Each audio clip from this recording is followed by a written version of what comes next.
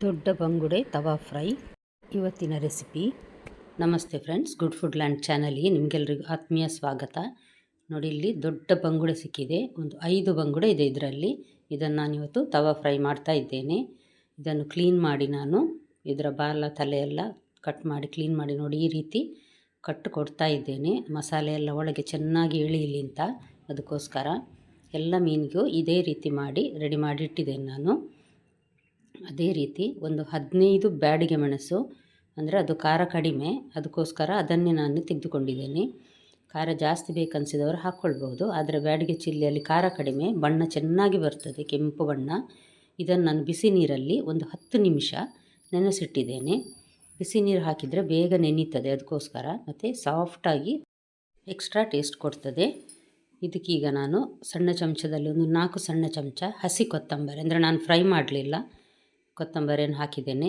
1 ಚಮಚ ಅಂದರೆ ಸಾಧಾರಣ ಟೇಬಲ್ ಸ್ಪೂನ್ ಜೀರಿಗೆ, ಮತ್ತೊಂದು 12ರಿಂದ 15 ಬೆಳ್ಳುಳ್ಳಿ, ದೊಡ್ಡ ಸಣ್ಣದು ನೋಡಿ ಹಾಕ್ಕೊಳ್ಬಹುದು. ದೊಡ್ಡ ಗಾತ್ರದಾದರೆ 12 ಸಾಕು, ಇಲ್ಲಾಂದರೆ 15. ದೊಡ್ಡ ತುಂಡು ಒಂದು ಶುಂಠಿ, ಸಾಧಾರಣ ಒಂದು 2 ಇಂಚಿನಷ್ಟು ದೊಡ್ಡ ತುಂಡು. ದೊಡ್ಡ ಲಿಂಬೆ ಹುಳಿ ಗಾತ್ರದ ಹುಣಸೆ ಹಣ್ಣು. ಇದನ್ನು ನೋಡಿ ನಾನು ಸ್ವಲ್ಪ ನೀರಲ್ಲಿ ನೆನೆ ಹಾಕಿದ್ದೆ ಹುಳಿಯನ್ನು. ಮತ್ತು ಉಪ್ಪು, ಸ್ವಲ್ಪ ಅರಸಿನ ಪುಡಿ ಒಂದು ಅರ್ಧ ಚಮಚ ಹಾಕಿ ಸ್ವಲ್ಪ ನೀರು ಹಾಕಿದನ್ನು ನುಣ್ಣ ರುಬ್ಬಿ ರೆಡಿ ಮಾಡಿದ್ದೇನೆ. ನೋಡಿ ಚೆನ್ನಾಗಿ ಬಣ್ಣ ಎಷ್ಟು ಚೆನ್ನಾಗಿ ಬಂದಿದೆ ಅಲ್ಲ. ಬ್ಯಾಡಿಗೆ ಮೆಣಸು ಹಾಕಿದರೆ ಇದೇ ರೀತಿ ಕಲರ್ ಬರ್ತದೆ, ಅದಕ್ಕೋಸ್ಕರ ಅದನ್ನೇ ಹಾಕೋದು ನಾನು. ಈಗ ಒಂದು ಬೌಲಿಗೆ ನಾನಿಲ್ಲಿ ಒಂದು 4 ಟೇಬಲ್ ಸ್ಪೂನ್ನಷ್ಟು ಗ್ರೈಂಡ್ ಮಾಡಿದ ಮಸಾಲೆಯನ್ನು ಹಾಕ್ತಾ ಇದ್ದೇನೆ. 1.5 ಟೇಬಲ್ ಸ್ಪೂನ್ನಷ್ಟು ಕಾರ್ನ್ಫ್ಲೋರ್ ಹಾಕ್ತಾ ಇದ್ದೇನೆ ಇದಕ್ಕೆ. ಮತ್ತು ಒಂದು 2 ಟೇಬಲ್ ಸ್ಪೂನ್, 2ರಿಂದ 3 ಟೇಬಲ್ ಸ್ಪೂನ್ನಷ್ಟು ಎಣ್ಣೆ ಹಾಕಬೇಕು, ತೆಂಗಿನ ಎಣ್ಣೆ ಹಾಕ್ತೇನೆ ನಾನು ಇದಕ್ಕೆ. ಚೆನ್ನಾಗಿ ಒಂದು ಸಲ ಈ ಕಾರ್ನ್ಫ್ಲೋರ್ ಹಾಕಿದ ನಂತರ ಮಿಕ್ಸ್ ಮಾಡುವ. ಕಾರ್ನ್ಫ್ಲೋರ್ ಚೆನ್ನಾಗಿ ಮಿಕ್ಸ್ ಆದ ನಂತರ ಇದಕ್ಕೆ ಒಂದು 2ರಿಂದ 3 ಟೇಬಲ್ ಸ್ಪೂನ್ನಷ್ಟು ಎಣ್ಣೆ ಹಾಕ್ತಾ ಇದ್ದೇನೆ. ಮೀನಿಗೆ ಚೆನ್ನಾಗಿ ಮಸಾಲೆ ಎಣ್ಣೆ ಹಾಕಿದರೆ ಅಂಟಿ ಇರ್ತದೆ, ಅಷ್ಟೇ ಅಲ್ಲ ಕಾವಲಿಯಲ್ಲಿ ತೆಗೆಯುವಾಗ ಕಷ್ಟ ಅನಿಸೋದಿಲ್ಲ, ಮಸಾಲೆ ಎಲ್ಲ ಚೆನ್ನಾಗಿ ಮೀನಲ್ಲೇ ಇರ್ತದೆ, ಅದಕ್ಕೋಸ್ಕರ. ಈಗ ನೋಡಿ, ಕಟ್ ಮಾಡಿದ ಈ ಮೀನಿಗೆ ನಾನಿಲ್ಲಿ ಮಸಾಲೆಯನ್ನು ಹಾಕ್ತಾ ಇದ್ದೇನೆ. ಹಾಕಿದನ್ನು ಕನಿಷ್ಠ 1 ಗಂಟೆ ಆದರೂ ನಾವು ಇಡಲೇಬೇಕು.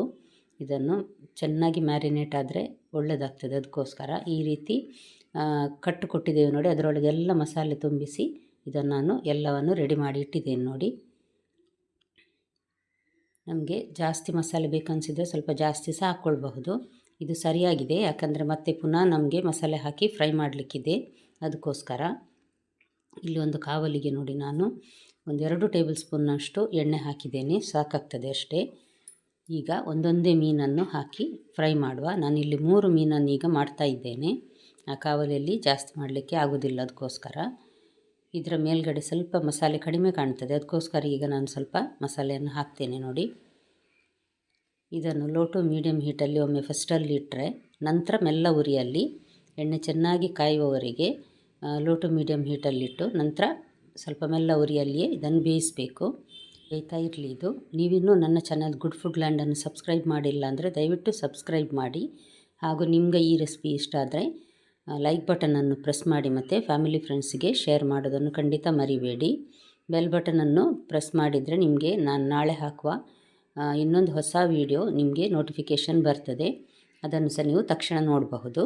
ನೋಡಿ, ಈಗ ಎಲ್ಲ ಮೀನು ಚೆನ್ನಾಗಿ ಫ್ರೈ ಆಗಿದೆ. ನಾನು ಎಷ್ಟು ಚಂದದಲ್ಲಿ ತೆಗೆದು ಅದನ್ನು ಹಾಕಿದ್ದೇನೆ ನೋಡಿ, ಯಾವುದೇ ತಳ ಹಿಡಿಯಲಿಲ್ಲ, ಅಷ್ಟು ಚೆನ್ನಾಗಿ ಮೀನಲ್ಲಿ ಮಸಾಲೆ ಕೋಟಿಂಗ್ ಆಗಿದೆ ನೋಡಿ. ಖಂಡಿತ ನಿಮ್ಮ ಮನೆಯಲ್ಲೊಮ್ಮೆ ಟ್ರೈ ಮಾಡಿ ನೋಡಿ. ನಾಳೆ ಇನ್ನೊಂದು ಹೊಸ ರೆಸಿಪಿಯೊಂದಿಗೆ ನಿಮ್ಮನ್ನು ಮತ್ತೆ ಭೇಟಿ ಆಗ್ತೇನೆ. ನೋಡಿದ ಎಲ್ಲ ವೀಕ್ಷಕರಿಗೆ ಧನ್ಯವಾದ.